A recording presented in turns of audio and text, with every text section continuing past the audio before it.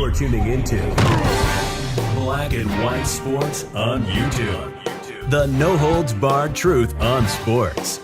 The main event starts now. All right, Black and White Sports supporters. Well, when you see a story like this about a quarterback in the league, you go, well, maybe this is why the Chicago Bears did not get more interest in Justin Fields or did not receive more in-draft compensation for Justin Fields.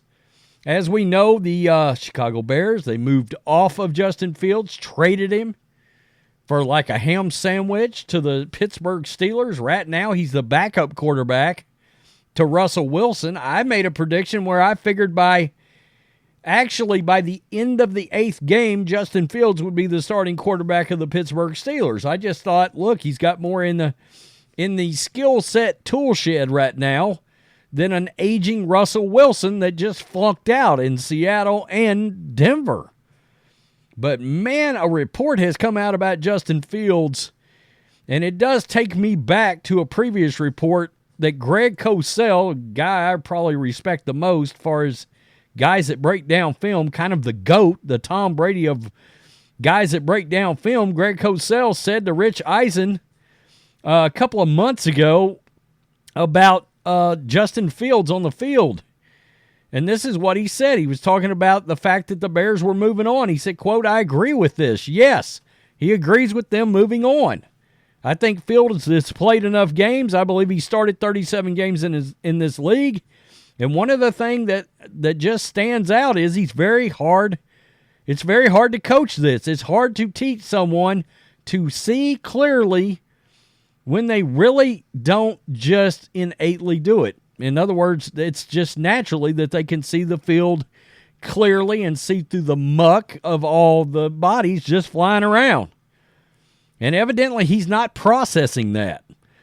And this story that has come out now calls into question on attitude problems, the fact that he didn't seem to want to be mentored by Andy Dalton or Nick Foles in Chicago, and that he was aloof, didn't want to pay attention, all this kind of thing that really sort of shakes your head. It gives you that dirty feeling about entitled athletes when they come into the NFL right now, and you hate to hear it. That's not the mentality that a quarterback in the NFL's got to have. And I will say this, Mike Tomlin, you saw how he treats quarterbacks when they don't have the right attitude. Kenny Pickett is the backup quarterback with the Philadelphia Eagles right now. So now we're going to see, and now maybe we realize and know why they brought up putting him at kick returner. Maybe they've already seen something. Quarterback Justin Fields just spent his first 3 NFL seasons with the Chicago Bears, and according to a lengthy, detailed expose from journalist Tyler Dunn, Fields' tenure in the Windy City was rocky from the get-go. The Bears drafted Fields 11th overall in 2021. A month prior, Chicago signed veteran quarterback Andy Dalton to a $10 million contract, and Nick Foles was already on the roster. Then head coach Matt Nagy aim was for Fields to sit behind Dalton that year. But that changed early on when an injury to Dalton essentially pushed Fields into making his first career start in Week 3. According to Dunn, Fields didn't mesh well with the 2 veteran quarterbacks at all that year and had a particular friction with Foles. Isn't Nick Foles considered one of the nicest guys in football? That's wild. Per Dunn, the environment in the Bears quarterback room amongst the trio was, quote, effing toxic as hell. Wow. Dunn went on to detail some eyebrow-raising things about Fields specifically. During the 2021 campaign, Fields started 10 games, appeared in 12, completing 58.9% of his passes, 1870, 7 touchdowns, 10 picks. He rushed for 420 and 2 touchdowns. What's not included in there is over the last 3 seasons, he's got a bitch ton of freaking fumbles. I mean a bunch.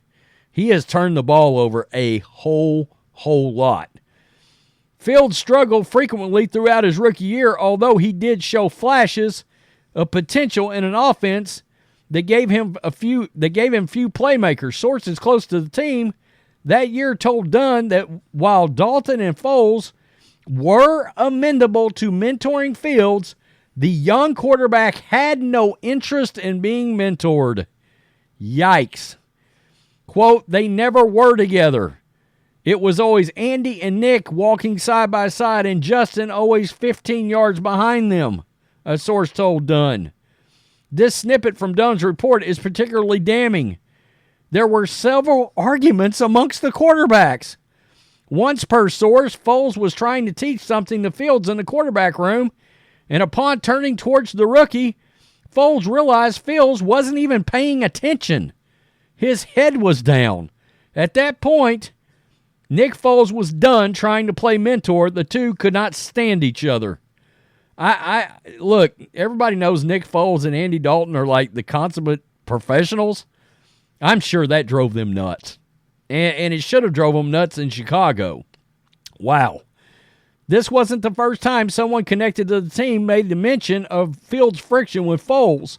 Former Bears director of player personnel Josh Lucas told Windy City's Gridiron's Bill Zimmerman in February of 2024 that Fields didn't mesh well with either Dalton or Foles, which likely explains why neither vet stuck around long. Wow. And this is some more takeaway from this. The Steelers' scheme should help. It's totally different. But also from one of Fields' Chicago coaches, quote, watch his eyes.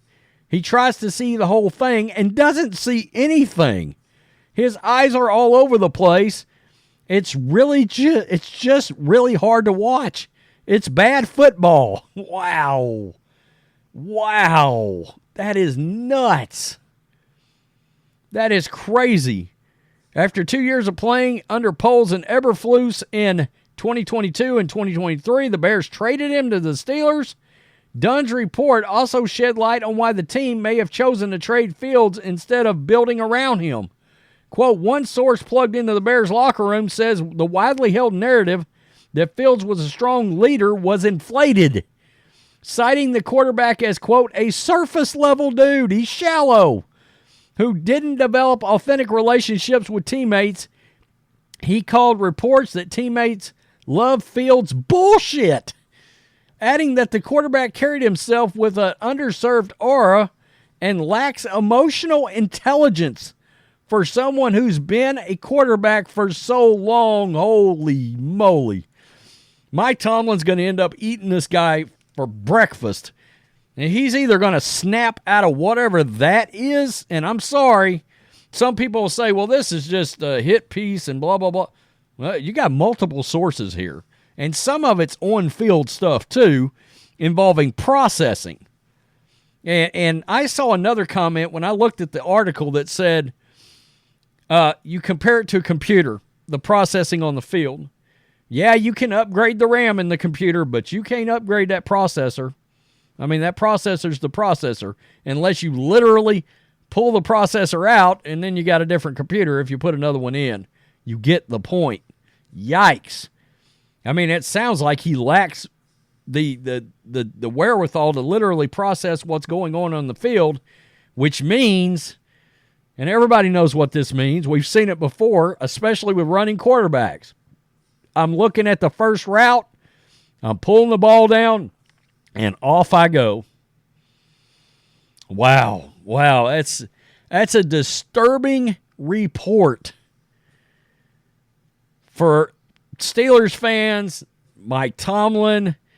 It certainly leads you to believe, the Raiders supposedly were willing to give a 3rd or 4th round pick for him this year. And then, of course, Ryan Poles overplayed his hand, and all of that was gone. And they ultimately got a pick, like a 5th or 6th round pick in next year's draft. Maybe we know why now. Look, if all these coaches are saying these kind of things, then everybody across the entire league has heard this, knows it. Nick Foles moved on to other teams. Andy Dalton moved on to other teams. And you think they're not talking? They're probably like, man, that guy's a douche. That's crazy for a young quarterback to come in, not want to know nothing. Nick Foles won a Super Bowl. over the Patriots and Tom Brady. And you didn't want his coaching, his mentoring? Man, okay, whatever. Good luck. Good luck in the UFL one of these days.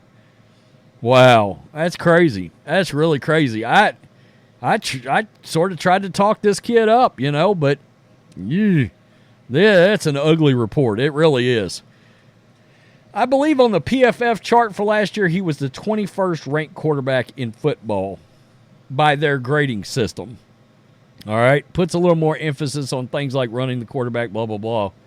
This may be Russell Wilson's job for a while. I may be wrong there.